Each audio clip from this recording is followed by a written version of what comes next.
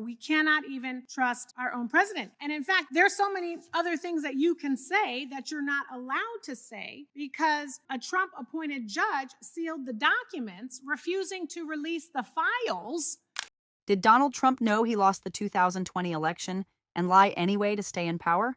In this gripping exchange, Representative Kamlager-Dove forces the issue straight to the center of Trump's election claims, pressing Jack Smith on the evidence that shows the lies were not mistakes, but part of a deliberate plan to overturn a Democratic result. Thank you, Mr. Chair, and thank you, Mr. Smith, for joining us. Most people are wondering why you are even here today. But it's because we've heard conspiracy after conspiracy that the 2020 election was rigged, and Capitol Police officers were harmed and died because of those conspiracies. And we have important elections coming up, and the people want them to happen, and they want them to be fair. And the one person who should be telling the truth about elections is the president. But Donald Trump has not and is still not telling the truth about the 2020 elections. In fact, there is a January 6th page on the taxpayer-funded White House website that says the election was stolen from Trump, a blatant, disproven lie he knows is totally false. So one of my Republican colleagues earlier brought up Trump's mind state, that he knew he lost, and he knew that what he was saying was untrue, but that you had no proof. So, Mr. Smith, what evidence did you develop to suggest Trump knew he had lost the 2020 election? We had evidence from a variety of sources, evidence from people who were close to Donald Trump and who he relied on, people who wanted him to win the election, people who were employed by his campaign to help him win the election. Our evidence is that this was a conspiracy and that Donald Trump specifically sought to prey on party loyalty. Our investigation involved interviewing and subpoenaing records of Republicans because that's who Donald Trump sought to prey on to stay in office. And the reality is certain people refused to do that. The vice president refused to go along with that. People in various states' legislatures refused to go along with that. And the reality is that if we took this case to trial, a good number of our witnesses would be Republicans. If a Democrat had committed these crimes, had done these things, I would have subpoenaed a number of Democrats. I would have subpoenaed their records. And I'm going to ask you about that. But correct, it's not like he was calling Nancy Pelosi. So why is it legally important to know that Trump knew he was lying when he said the election was stolen? That was part of our proof at trial, and it was relevant to the charges, specifically to the first charge, to defraud the United States. It is permissible for someone to lie, but when they use speech to commit a crime, to facilitate a crime, that is not protected by the First Amendment. The Supreme Court has been very clear on that, and this very issue was litigated in the case. The defense raised this very issue. And one thing I want to be clear about today, the case that I investigated and the case we had, it was built to be tried in a courtroom, not in the media. Our case was built to withstand the crucible of litigation, and our assessment was that we had proof beyond a reasonable doubt that would do that. So what I heard you say is that when you lie, and you know you're lying, and then you act on that lie to overturn the democratic process, that is a felony. A January 6er actually said, if I can't trust him, then who can I trust? Exactly. We cannot even trust our own president. And in fact, there's so many other things that you can say that you're not allowed to say because a Trump-appointed judge sealed the documents, refusing to release the files yet again, which is why we could probably ask you far more questions if those were unsealed. So I know I don't have that much time. I want to now shift to these allegations from my Republican colleagues about the collection of phone records of Republican senators. I guess some of the ones that were trying to get $500,000 of taxpayer dollars.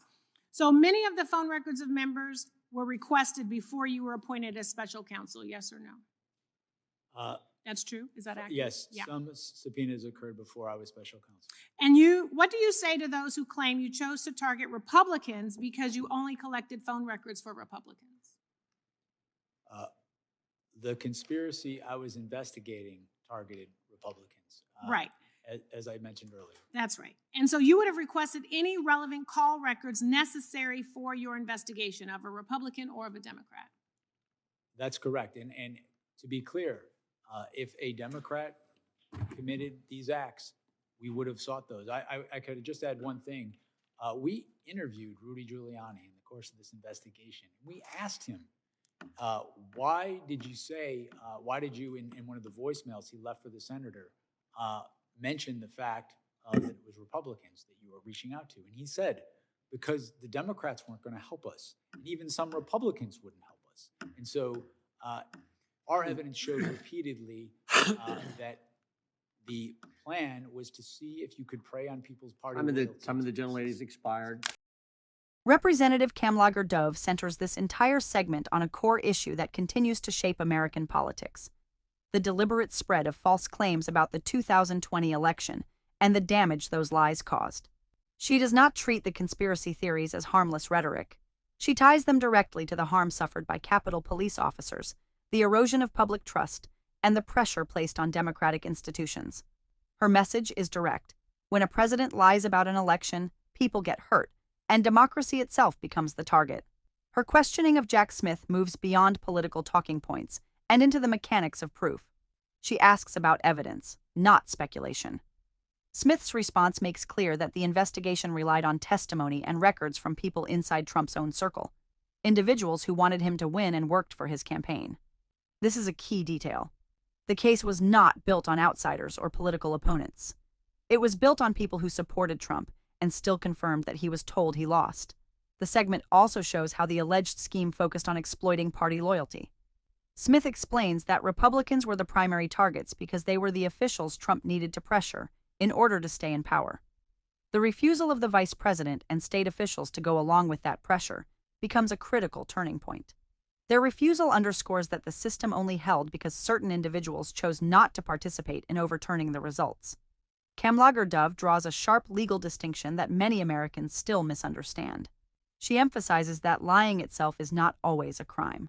The legal problem arises when lies are used as tools to carry out a crime. Smith reinforces that point by explaining how speech can lose constitutional protection when it is used to facilitate criminal acts. In this context, the lies about election fraud were not isolated statements. They were part of a broader effort to interfere with the democratic process. The discussion also exposes how deeply the misinformation affected Trump's own supporters. When Kamlager-Dove references a January 6th participant saying they trusted Trump's words, it highlights how presidential lies can turn into personal decisions with criminal consequences.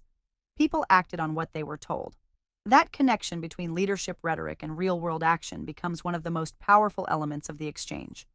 Another layer of the segment deals with transparency and sealed records. Kamlager-Dove points out that additional details remain hidden because of court decisions limiting what can be disclosed. This raises the issue of how much the public is still unable to see and how that affects accountability. The implication is clear. There may be more evidence that the public has not yet been allowed to examine. When the conversation turns to allegations about subpoenas and phone records, Smith addresses claims of political targeting head-on.